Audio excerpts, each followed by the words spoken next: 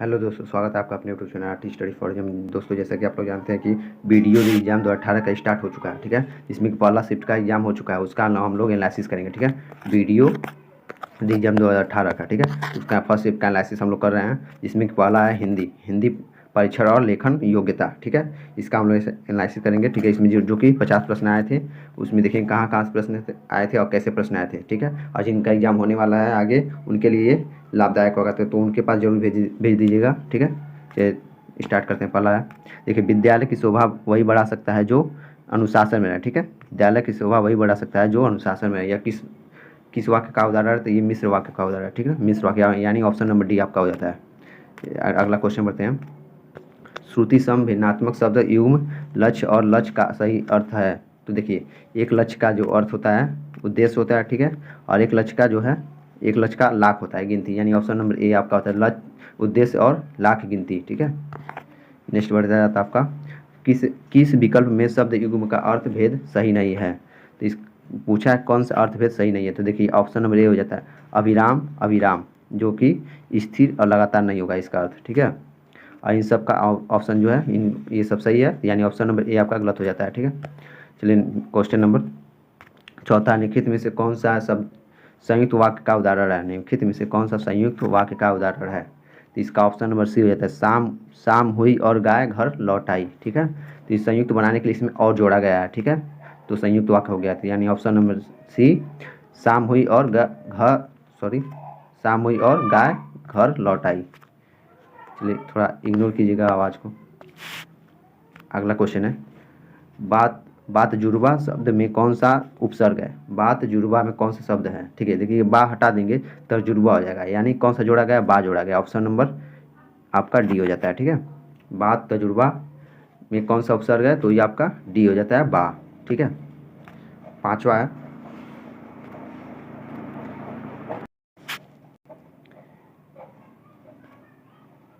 देखिए पाँच आपका अगला है छठवां, निम्नलिखित में से कौन सा वाक्य मिश्र वाक्य है। ठीक है ना, कौन सा वाक्य मिश्र वाक्य, देखिए इसमें दिया है, मैंने सुना है कि आपके देश में अच्छा राज प्रबंध है। ठीक है ना, तो इसमें आपका ये मिश्र वाक्य हो जाता है। ठीक है, कहाँ मिश्र होता है, की जो है मिश्र वाक्य हो जाता है। ठीक है, की से ही मिश्र वाक्य बन जाता है। अगला देखिए सातवां है, लिखित में से शुद्ध वाक्य कौन सा है।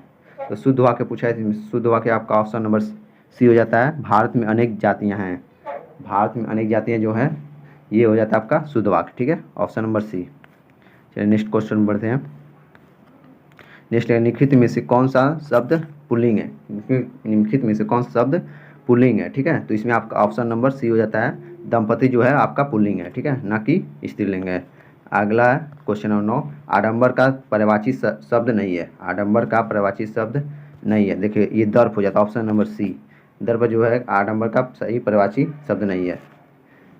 आपका अगला क्वेश्चन आ जाता है, देखिए ये आ जाता है आपका पैराग्राफ, जो कि क्वेश्चन नंबर 10 से 14 तक दिया है। ठीक है, तो इसको आप लोग पढ़ लीजिएगा। ठीक है, इसको आप टेलीग्राम से आप ये जो PDF आप लोग डाउनलोड कर सकते हैं। ठीक है, देखिए क्वेश्चन नंबर 10 दिया है, बड़े बांधों का निर्माण करना अधिक कठिन क्यों होता है। ठीक है, इसका आपका आंसर हो जाता है option number C, option number D, अत्यधिक शक्ति समय तथा धन खर्च होने के कारण। ठीक है, यानी ऑप्शन नंबर डी आपका हो जाता है सही। चलिए आगे बढ़ते हैं। क्वेश्चन नंबर 11 है, जल की मांग क्यों बढ़ती जा रही है। जल की मांग क्यों बढ़ती जा रही है। ठीक है, तो इसका आपका उत्तर हो जाता है ऑप्शन नंबर ए, औद्योगिकरण में वृद्धि, वर्षों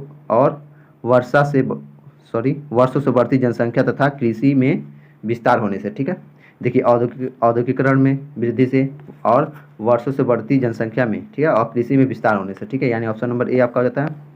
अगला क्वेश्चन 12, जल संचयन वह है जिसमें बोला है सही कथन से वाक्य पूरा कीजिए। इसके आगे क्या होगा वो देखना है। ठीक है, इसका आपका उत्तर हो जाता है ऑप्शन नंबर ए, वर्षा जल को मुख्यतः भवनों की छतों पर इकट्ठा करके भूमि में संरक्षित करके आगे काम लिया जाता है। ठीक है, यानी इसका पूरा वाक्य हो जाता है आपका, जल संचयन वह है जिसमें वर्षा जल को मुख्यतः भवनों की छतों पर इकट्ठा करके भूमि में संरक्षित करके आगे काम लिया जा सकता है। ठीक है, क्वेश्चन नंबर 13 है, जल संरक्षण का समास विग्रह और समास का नाम बताइए, ठीक है।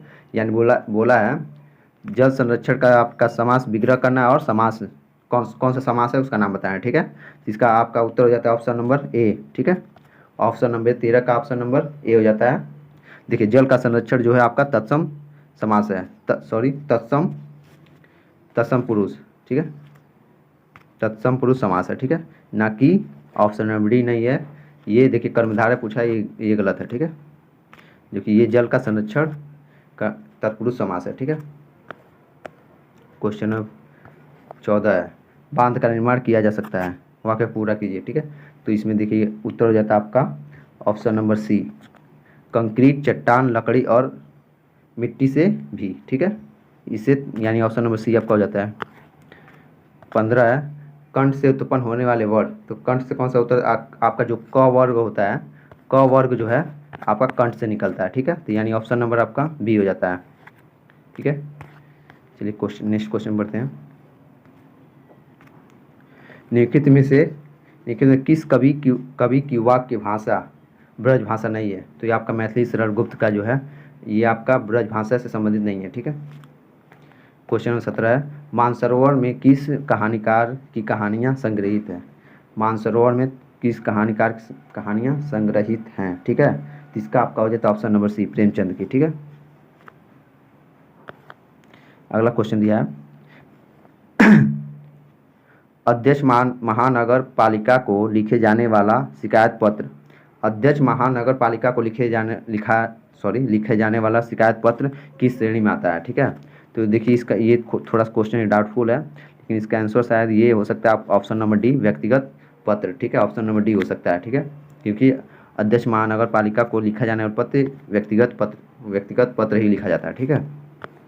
क्वेश्चन नंबर 19 है, जब प्रथम वर्ण व्यंजन और दूसरा वर्ण स्वर हो तो उनके मध्य की संधि होती है।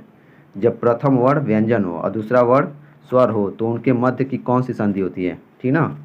इसका आपका उत्तर हो जाता है 19 का आपका हो जाता है ऑप्शन नंबर ए, व्यंजन संधि हो जाता है, ठीक है। जिसमें स्वर और व्यंजन दोनों होते हैं उसको व्यंजन संधि कहते हैं, ठीक है। क्वेश्चन नंबर 20 है, कबीरदास की भाषा कौन सी है? तो ये ऑप्शन नंबर आपका बी हो जाता है, पंचमेल खिचड़ी जो है आप ये कबीरदास की भाषा है, ठीक है।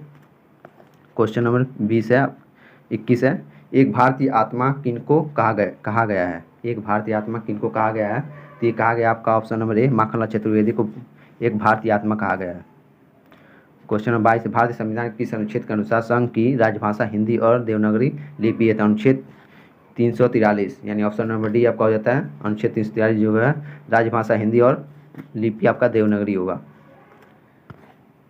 अगला है, प्राकृतिक, संस्कृत, अपभ्रंश, पाली, इन भाषाओं का प्राचीनतम भाषा कौन सी है?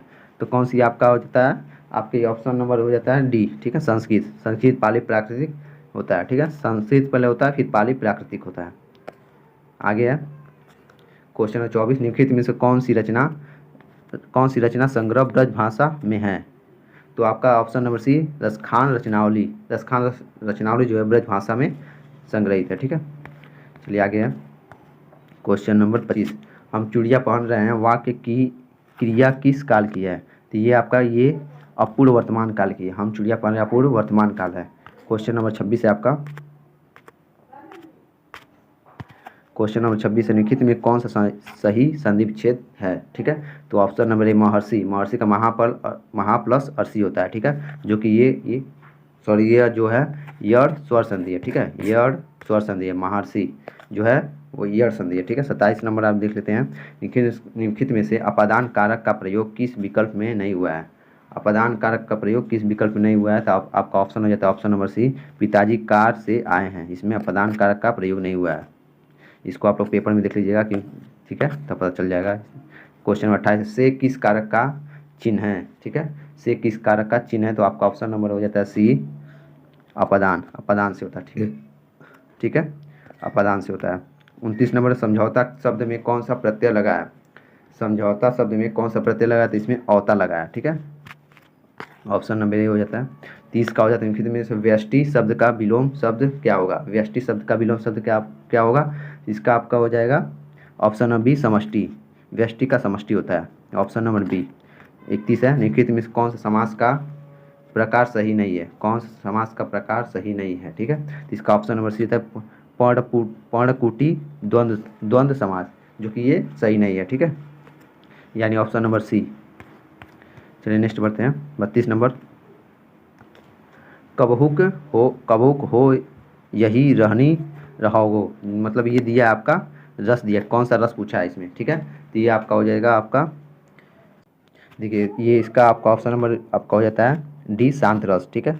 नेक्स्ट बढ़ते हैं 33 निम्नलिखित उदाहरणों में श्रृंगार रस का उदाहरण कौन सा है। तो श्रृंगार रस का उदाहरण आपका हो जाता है ऑप्शन नंबर ए, गिरता न कभी चेतन मन मन तन पर, ठीक है। अगला है 34 नंबर, निम्नलिखित में से कौन सा अर्थालंकार का एक प्रकार है, निम्नलिखित में से कौन सा अर्थालंकार का एक प्रकार है। तो ऑप्शन आपका हो जाए 34 का हो जाता है आपका बी रूपक, ठीक है। रूपक अलंकार जो है ये अर्थालंकार का एक प्रकार है, ठीक है। क्वेश्चन नंबर 35 है, निम्नलिखित में से मौन और संपन्न शब्दों के क्रमशः सही विलोम शब्दों का चयन कीजिए, ठीक है। मौन और संपन्न का सही विलोम शब्द पूछा है, ठीक है। इसका आपका उत्तर हो जाएगा 35 नंबर का आपका हो जाएगा ऑप्शन नंबर सी, मुखर और विपन्न, ठीक है। मौन का मुखर और संपन्न का विपन्न होगा, ठीक है। चलिए अगला क्वेश्चन बढ़ते हैं हम लोग। क्वेश्चन नंबर 36 है, क्वेश्चन 36, किस वाक्यांश के लिए प्रयुक्त शब्द सार्थक है, किस वाक्यांश के लिए प्रयुक्त शब्द सार्थक है, ठीक है। तो 36 का आपका उत्तर हो जाता है ऑप्शन नंबर बी, क्षण में नष्ट होने वाला यानी क्षतिपूर्ति, ठीक है। क्षण में नष्ट होने वाला क्षतिपूर्ति, ठीक है। ये 36 नहीं सॉरी, आपका आंसर इसका होगा ए, व्याकरण जानने वाला वीर प्रसु, ठीक है। व्याकरण जानने वाला वीर प्रसु, यानी इसका 36 का ए हो जाता है आंसर, ठीक है। देखिए नेक्स्ट है, दिया है प्रत्युत्पन्नमति, ठीक है। प्रत्युत्पन्न, इसको थोड़ा सा आप लोग देख लीजिएगा इसको, ठीक है। शब्द के लिए सही वाक्यांश निम्नलिखित में से कौन सा सही है, ठीक है। तो 37 का आपका उत्तर जाए ऑप्शन नंबर बी, जिसकी बुद्धि में तुरंत नई सूझ उत्पन्न हो जाए उसे प्रत्युन्मति कहते हैं, ठीक है। अगला 38, निम्नलिखित में से कौन सी वर्तनी शुद्ध है।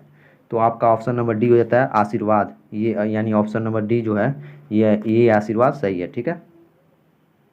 क्वेश्चन नंबर 39 आपका हो जाता है, ठीक है। निम्नलिखित में से कौन सा विकल्प पर्यायवाची युग्म सही नहीं है, कौन सा विकल्प में पर्यायवाची युग्म सही नहीं है। तो 39 का आपका उत्तर हो जाता है ए, जल्दी अम्बुज, इसका ये सही नहीं है, यानी ऑप्शन नंबर ए आपका गलत हो जाता है, जल्दी अम्बुज। क्वेश्चन नंबर 40 है, निम्नलिखित में तत्सम शब्द कौन सा है। तो तत्सम शब्द आपका कृपा हो जाता है, ठीक है, कृपा, ठीक है, ये आपका तत्सम शब्द है, ठीक है। और ये सब जो है आपका तद्भव शब्द है। क्वेश्चन नंबर 41 है, निम्नलिखित में से शलाका का तद्भव रूप कौन सा है। शलाका का तद्भव रूप पूछा है आपका, तो इसका हो जाएगा सलाई, ऑप्शन नंबर ए। आगे पूछा है, निम्नलिखित में तत्सम और तद्भव कौन सा युग्म सही नहीं है, ठीक है। निम्नलिखित में तत्सम और तद्भव का कौन सा युग्म सही नहीं है, ठीक है। तो 42 का आपका उत्तर हो जाता है ऑप्शन नंबर ए, पौत्र, पौत्र पुत्र, ये सही नहीं है, ठीक है। पौत्र हो जाता है आपका, जिसे वो नातिक बोला जाता है पौत्र, ठीक है, तो ये सही नहीं है।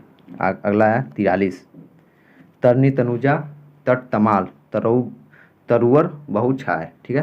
तो ये आपका हो जाएगा ऑप्शन नंबर अनुप्रास अलंकार, ठीक है। देखिए इसमें तो कई बार रिपीट किया है, ठीक है, तो अनुप्रास अलंकार हो जाएगा, ठीक है, ऑप्शन नंबर डी। चलिए अगला है 44, तिथि शब्द का बहुवचन है, तिथि शब्द का बहुवचन आपका हो जाता है क्वेश्चन नंबर 44 का आपका ऑप्शन नंबर सी, तिथियाँ, ठीक है। अगला 45, घर का भेदी लंका ढाए, घर का भेदी लंका ढाए का यानी 45 का आपका हो जाता है सी, आपसी फूट से सर्वनाश होता है, ठीक है। घर का भेदी लंका ढाए मतलब कहावत है, ठीक है, तो इसका आंसर हो जाएगा आपसी फूट से सर्वनाश होता है। क्वेश्चन नंबर 46 है, ठठेरा शब्द का स्त्रीलिंग निम्नलिखित में से क्या होगा। ठठेरा पूछा है स्त्रीलिंग, ठीक है, तो ठठेरा का हो जाएगा ठठेरिन, यानी ऑप्शन नंबर ए, ठीक है, ठठेरिन होगा। क्वेश्चन नंबर 47 है, आंखों का तारा मुहावरे का अर्थ होता है, आंखों का तारा मतलब अति प्रिय होना है, ऑप्शन नंबर डी आपका हो जाता है 47 का डी, ठीक है। 48 का आपको देखें, मान न मान मैं तेरा मेहमान, कहावत बताइए, ठीक है, कौन सा कहावत है, ठीक है। मान न मान मैं तेरा मेहमान, कहावत का बताइए, ठीक है। तो ये उत्तर हो जाता है ऑप्शन नंबर आपका ए, जबरदस्ती, गले लगना, मान न मान मैं तेरा मेहमान होता है।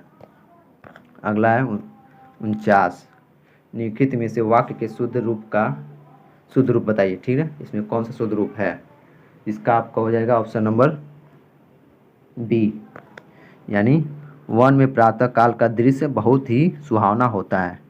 वन में प्रातः काल का दृश्य बहुत सुहावना होता है। देखिए इसमें क्यों गलत है, देखिए वन में प्रातः काल के समय और प्रातः काल दोनों सेम ही हो जाएगा, तो इसमें समय नहीं रहेगा। देखिए सब में वही दिया है, समय, इस समय, तो यानी ये तीनों गलत है। ऑप्शन बी आपका हो जाता है प्रातः काल का दृश्य बहुत सुहावना होता है।